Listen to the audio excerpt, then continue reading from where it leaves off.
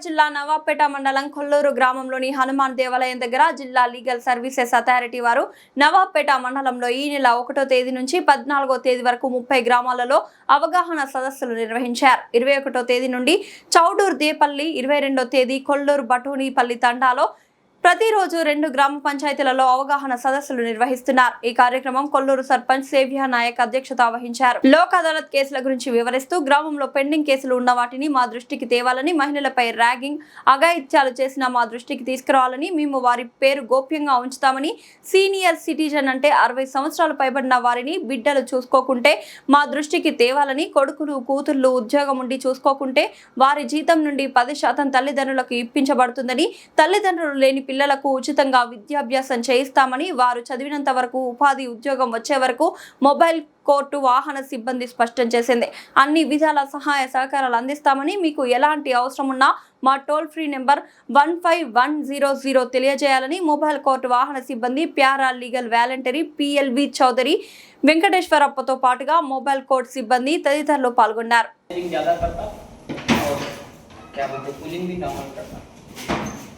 ठीक है, ये एच स्विंग अंदर का स्विंग ओरिजिन का, ये बाहर का स्विंग है, ठीक है, जैसा भी करना करो,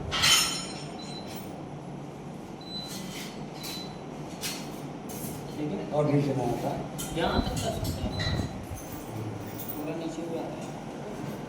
ये डिस्प्ले का लाइट है,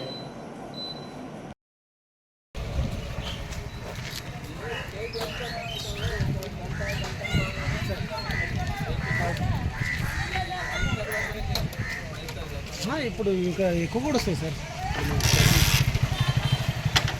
అవును సార్.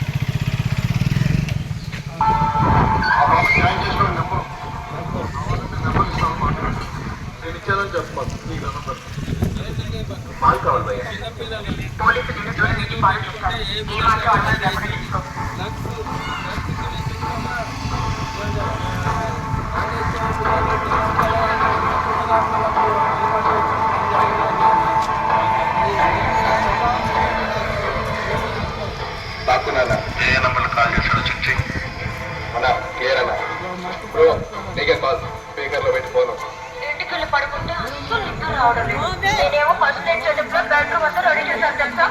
ఫాస్ట్గా వెయిట్ చేసుకుంటే లేట్ అవుతుంది. ఇక్కడ నాకు ఎలా అవుతుంది తెలుసా. ఏం అర్థం చేసుకోవాలి. దూరంగా వచ్చావు నిద్ర. చెప్పండి. మన గ్రామం నుంచి కోర్టు వెంబడి తిరుగుతున్నాం కదా, మొబైల్ కోర్టులో మనము సార్ నాకు వసతి లేదని, నాకు లాయర్ కట్టుకొని ఫీజు లేదని అనుకుంటే గవర్నమెంట్ నుంచి కేటాయిస్తారు, ఖచ్చితంగా సహకరిస్తారు. మనం కూడా ఎప్పటికీ కొట్లాడుకుంటా చేసుకుంటా ఉంటే కాదు, రాజుపడి మొబైల్ కోర్టులో మనము ఇది చేసుకుంటూ లోక్ అదాలత్ ఉంటుంది. మా ఊరికి వచ్చి సమాచారం ఇచ్చినందుకోసము ధన్యవాదాలు సార్. వాస్తవం మీరు చెప్పినట్టు 2 లక్షల లోపల ఉన్న రాజీ పడితే చాలా బాగుంటుంది. మనం వచ్చి వివాహానికి వచ్చిన వాళ్ళకు కూడా నేరస్తులు, అందరు నేరస్తులే ఈ సెక్షన్లో. కానీ ఇలా ఏమన్నా జరిగినట్లయితే మాకు ఇన్ఫర్మేషన్ ఇస్తే మేము ఆ చెప్పిన వాళ్ళు ఇన్ఫర్మేషన్ ఇచ్చిన వాళ్ళను మేము గోప్యంగా ఉంచుతాము, ఎప్పటికీ బయటకు పంపించము, బయటికి పొక్కనియమన్నట్టు. ఏమి భయపడవద్దు, మాకు ఇన్ఫర్మేషన్ ఇస్తే చాలు, వాళ్ళను బయటికి చెప్పము. వాళ్ళు ఇన్ఫర్మేషన్ ఇచ్చిండ్రు అంటని ఎవరు ఇన్ఫర్మేషన్ ఇచ్చి అంటే మేము చెప్పము, అది గోప్యంగా వస్తుంది. ఎవరు బయటికి రాని, చైల్డ్ లేబర్ అయినా కానీ ఎవరైనా పనిలో పెట్టుకుంటే మాకు ఇన్ఫర్మేషన్ ఇస్తే వాళ్ళని గోప్యంగా పెడతాం. వాళ్ళ పనిలో నుంచి తీసి వాళ్ళకి శిక్షార్హులు, పంపిన వాళ్ళకు చేయించుకునేటోళ్ళకు కూడా శిక్షార్హులు, వాళ్ళను పనిలో నుంచి తీసి బడికి పంపించే ఏర్పాట్లు కూడా మేము చేస్తాం. ఇంకొక విషయం, ఎవరన్నా తల్లిదండ్రులు లేని పిల్లలు ఉంటారు కదా, తల్లిదండ్రి చనిపోయి వాళ్ళు అనాథలుగా ఉంటారు. ఆ పిల్లలను ఉంటే చదివించే స్తోమత లేకుండా ఉంటే వాళ్ళను చదివించేయడానికి వాళ్ళు ఎంతవరకు చదివితే అంతవరకు చదివించే ఏర్పాట్లు మేము చేస్తాం.